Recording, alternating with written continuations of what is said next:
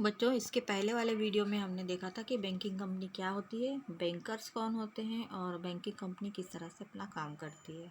आज के वीडियो में हम देखेंगे कि बैंकिंग कंपनी के लिए, बैंकिंग कंपनी का फाइनल अकाउंट बनाने के लिए आरबीआई की क्या गाइडलाइंस है, क्या रूल्स और रेगुलेशन है आरबीआई के। इसमें पहला है तुम्हारा statutory reserve ratio. Statutory reserve ratio जो है वो उस बैंक के पास में जितना भी अमाउंट डिपॉजिट होता है उसका अनुपात है, और जो कॉमर्शियल या सेंट्रल बैंक के पास में एक पर्टिकुलर परसेंटेज में इसको जमा करना पड़ता है। और इसको निकालने के लिए या इसको जमा करने के लिए जो बैंक का जो नेट प्रॉफिट होता है उसमें से डिविडेंड का अनाउंसमेंट के पहले उसका 25% जो है वो स्टैट्यूटरी रिजर्व रेशो में निकाल दिया जाता है और यह सेंट्रल बैंक के पास में जमा कर दिया जाता है।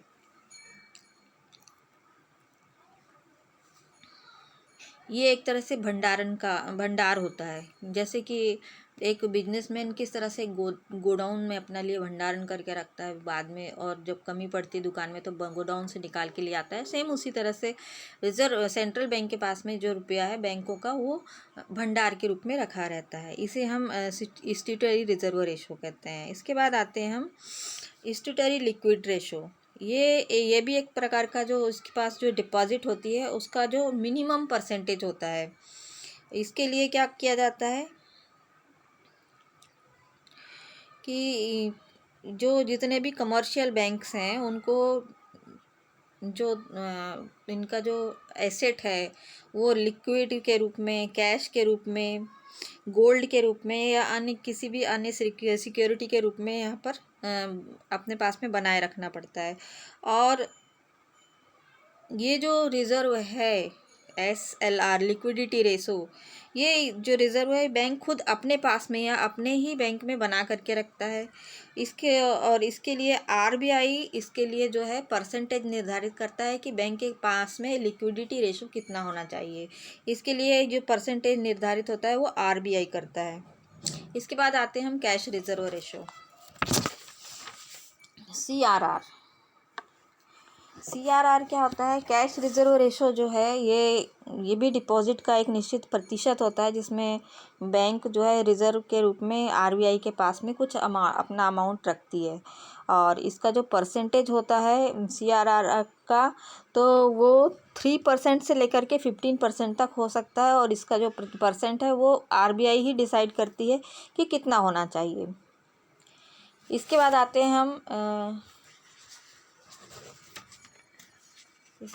हैं हम रिबेट ऑन बिल्स डिस्काउंटेड। ये छूट जो मतलब ऐसे बिल क्या है, bill of exchange, debit note और क्रेडिट नोट जो दूसरे व्यापारी एक दूसरे को देते हैं। जब जैसे उनके पास में उस समय पैसा नहीं रहता तो वो लिख करके देते हैं, भाई इतने इतने समय तक उनको लगता है कि बैंक में उनके पास में पैसा आ जाता है तो वो डेबिट नोट लिख कर दे देते हैं कि इस नोट को इस दिन बनाया जाएगा तो तुम्हारा अमाउंट मिल जाएगा। लेकिन क्या होता है, लोगों को यदि मतलब कभी उस समय से पहले जो उनको जो टाइम पीरियड दिया गया है उससे पहले अगर पैसा चाहिए पड़ता है तो बैंक क्या करती है, ये बिल्स ऑफ एक्सचेंज को कलेक्ट कर लेती है, परचेस कर लेती है और उसके बदले में लोगों को भुगतान कर देती है। और इस भुगतान में वो क्या करती है, कुछ डिस्काउंट लेती है।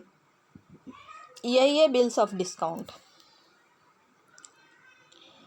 यदि ये ट्रायल बैलेंस में दिया हो तो इसको लाइबिलिटी साइड में दिखाया जाता है बैलेंस शीट की, और यदि ये एडजस्टमेंट में अगर दिया है तो इसको प्रॉफिट एंड लॉस अकाउंट में इनकम और इंटरेस्ट ऑन डिस्काउंट में से माइनस कर दिया जाता है, और इसे बैलेंस शीट में वही लाइबिलिटी साइड में ही दिखाया जाता है। इसकी जनरल एंट्री कुछ इस तरह बनती है, interest on discount account debit to rebate on bills discount account.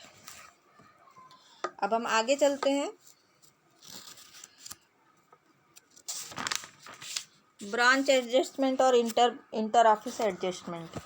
Branch adjustment मतलब क्या होता है कि जैसे एक बैंक है, उसकी बहुत सारी ब्रांचेस हैं, तो क्या होता है कि एक ब्रांच में अगर कभी कोई पैसा कम पड़ जाता है तो दूसरी ब्रांच से पैसा बुला लिया जाता है। इसको कहते हैं इंटर ब्रांच एडजस्टमेंट, एक ब्रांच में पैसा कम हुआ तो दूसरी ब्रांच से बुला लिया, जैसे हमने ब्रांच अकाउंट पढ़ा था सेम उसी तरह से होता है, थोड़ी बहुत अंतर है। उसी तरह से इंटर ऑफिस एडजस्टमेंट भी होता है। मतलब एक ब्रांच के एक ऑफिस में, ब्रांच ऑफिस में अगर कम पड़ता है, डिपॉजिट कम रहता है और मांग ज़्यादा, डिमांड ज़्यादा रहती है, तो दूसरी ब्रांच या दूसरे ऑफिस से उसकी पूर्ति कर दी जाती है। इसको हम ब्रांच एडजस्टमेंट या इंटर ऑफिस एडजस्टमेंट कहते हैं। इसमें क्या होता है, इसको हम दिखाएंगे कैसे। इसको हम पहले तो जैसे किसी बैंक ने दूसरे बैंक से पैसा मंगाया, तो ये क्या है, अब उसके लिए लाइबिलिटी है, तो इसको हमको बैलेंस शीट में लाइबिलिटी साइड में ही दिखाना चाहिए और इसको अदर लाइबिलिटी हेड में दिखाया जाता है।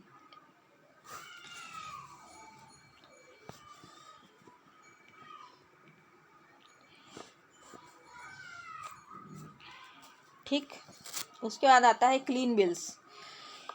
क्लीन बिल्स ऐसी सर्विसेज होती हैं जो उधार देने का काम करती हैं, मतलब जिसके अकॉर्डिंग उधार दिया जाता है। जैसे bills of exchange, promissory note, इनको क्या करती है कंपनी, इनको अपने पास रख लेती है और इनके बदले में पैसे दे देती है। इससे क्या होता है कि उस कंपनी की जो लिक्विडिटी है वो बनी रहती है। मतलब लिक्विडिटी बनी रहना मतलब कैश का फ्लो रहना, कैश फ्लो मतलब कैश का आना जाना बना रहना। तो जैसे एक कंपनी है, उसके पास में पैसे नहीं है, तो उसने क्या किया, अपने जितने भी उसके जो क्रेडिटर्स हैं उनको बिल्स लिख करके दे दिए हैं। तो वो जब बिल्स भुनाए जाते हैं तो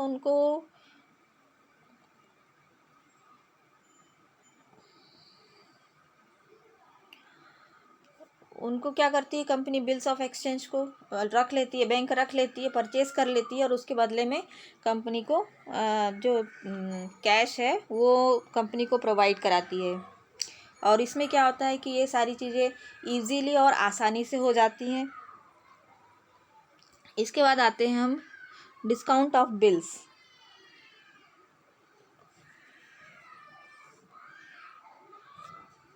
डिस्काउंट ऑफ बिल्स में क्या होता है कि इसका जो बिल्स हैं उनका पेमेंट मैच्योरिटी डेट के पहले कर दिया जाता है, जिससे क्या होता है,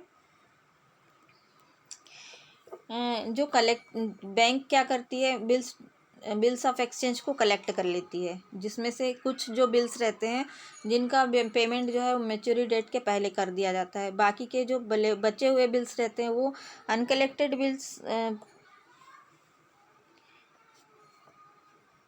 जो परचेस करती है बैंक उनको कलेक्टेड बिल्स कहते हैं, और जो बचे हुए बिल्स रहते हैं उनको वो अनकलेक्टेड रहते हैं।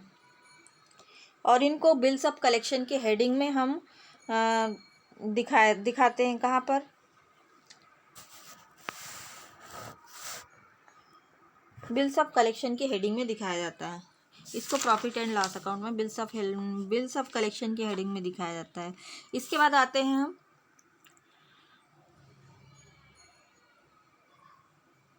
Money of calls and short notice. ये क्या होता है, तो ये एक इस तरह का जो लोन होता है, एक तरह का जो उसी समय दे दिया जाता है और उसी समय पूरी तरह से उसका जो ऋणदाता है वो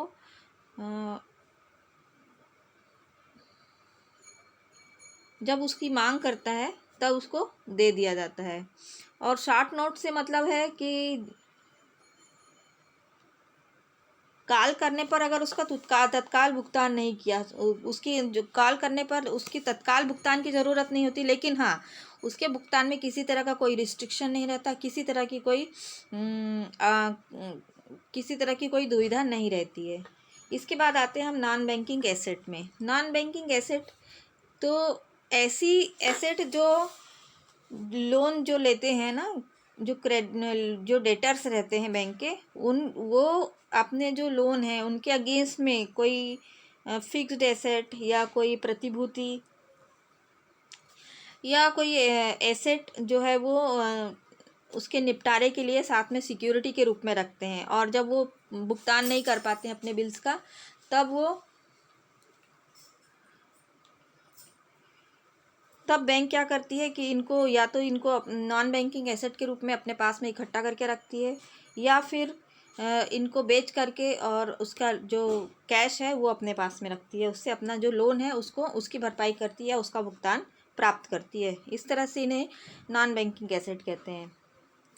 उसके बाद आते हैं हम इंटरेस्ट ऑन डाउटफुल डेबिट्स। जब किसी ग्राहक को ऋण दिया जाता है और उस बैंक का उस उधार पर बैंक जो है वो इंटरेस्ट क्लेम करता है, तो इस तरह का जो इंटरेस्ट है वो अगर साल के आखिरी में डाउटफुल हो जाए, मतलब लोग पेड ना करें उस इंटरेस्ट को, तो ऐसी दशा में इंटरेस्ट को इंटरेस्ट अकाउंट में डेबिट कर दिया जाता है। लेकिन जो हमारी जो एस्पेक्ट है, हमारे रूढ़िवादिता की मान्यता है, उसके अनुसार क्या करना चाहिए, इसको सस्पेंस अकाउंट में लिखना चाहिए। तो इसकी जो जनरल एंट्री कुछ इस तरह से बनती है कि merchants account debit to interest suspense account, और जब इंटरेस्ट जो है वो रिसीव हो जाता है बाद में, मतलब फाइनेंशियल ईयर जब ख़त्म हुआ तब हमको इंटरेस्ट रिसीव नहीं हुआ, वो डाउटफुल हो गया, लेकिन कुछ समय बाद हमको इंटरेस्ट रिसीव हो गया, तो जब डाउटफुल हुआ तो उसके लिए एंट्री बनी merchant account debit to interest suspense account. लेकिन जब हमको ये जो हम रिसीव हो गया हमको, तो ये क्या बनी, interest suspense account debit to merchant account to profit and loss account. अब इसमें सस्पेंस अकाउंट्स में तो टोटल बैलेंस आएगा तुम्हारा इंटरेस्ट का, मर्चेंट अकाउंट और प्रॉफिट एंड लॉस अकाउंट में उतना अमाउंट आएगा जितना उसने इंटरेस्ट पेड किया। जितना इंटरेस्ट अभी पेड करने के लिए रह गया है वो हमारा आ जाएगा तुम्हारा टू मर्चेंट अकाउंट में। इसके बाद आते हैं interest on contingent liability. Bank कहती है, मतलब आरबीआई कहती है कि जो बैंक हैं उनको अपने जो प्रॉफिट्स हैं उनसे कुछ परसेंटेज में कंटिंजेंट लाइबिलिटी के लिए भी रिजर्व बना करके रखना चाहिए। कंटिंजेंट लाइबिलिटी मतलब असामयिक दायित्व, ऐसे दायित्व दो जिसका हमको पता नहीं रहता कि वो कब हमारे को करना पड़ जाए और कब हम इस तरह की सिचुएशन में फंस जाएं। तो इसके लिए अगर दायित्व, इस तरह के दायित्व के लिए अगर पहले से कोई मतलब अमाउंट का अनुमान होता है तो उतनी राशि का रिजर्व बना दिया जाता है, कंटिंजेंट रिजर्व बना दिया जाता है, और लाभ हानि खाते में इसको व्यय के रूप में दिखाया जाता है और बैलेंस शीट में इसको लाइबिलिटी साइड में दिखाया जाता है।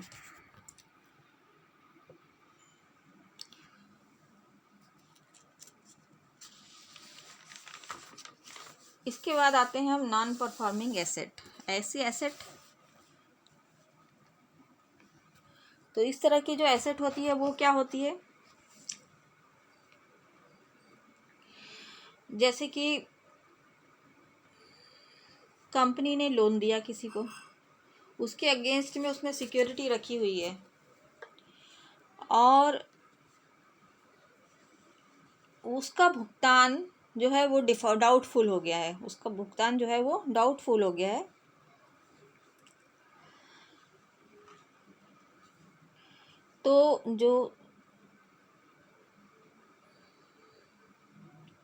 तो क्या होता है, जब कंपनी के पास में अगर कोई लोन के अगेंस्ट में एसेट रखता है और वो भुगतान डाउटफुल हो जाता है, तो कंपनी क्या करती है, उस सौदे को टूटा हुआ मान लिया जाता है, और वो जो डाउटफुल एसेट उसके अगेंस्ट में सिक्योरिटी के रूप में रखी रहती है, तो वो एसेट जो है वो कंपनी अपने पास रख लेती है।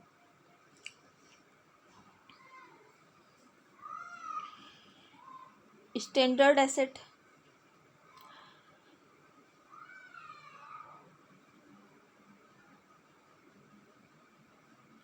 स्टैंडर्ड एसेट वो होती है जिसका भुगतान करने में किसी तरह की कोई समस्या नहीं होती। इसमें सभी जो है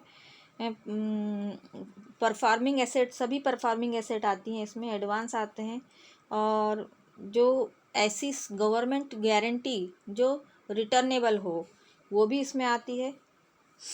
इसके बाद आते हैं सब स्टैंडर्ड एसेट। सब स्टैंडर्ड एसेट को हम कह सकते हैं कि ये डाउटफुल एसेट है, डाउटफुल एसेट का ही एक भाग है। इसमें क्या होता है कि एक पर्टिकुलर टाइम पीरियड मतलब एक फाइनेंशियल ईयर के बीच में अगर एसेट का भुगतान नहीं होता तो वो डाउटफुल हो जाती है, और उसके बाद कुछ समय बाद इसका भुगतान हो जाता है तो ये स्वीकार कर ली जाती है। तो इसलिए इसे सब डाउटफुल या सब स्टैंडर्ड एसेट कहा जाता है। डाउटफुल एसेट वो होती हैं जो जिनका भुगतान नहीं किया जाता और उसके बदले में जो भी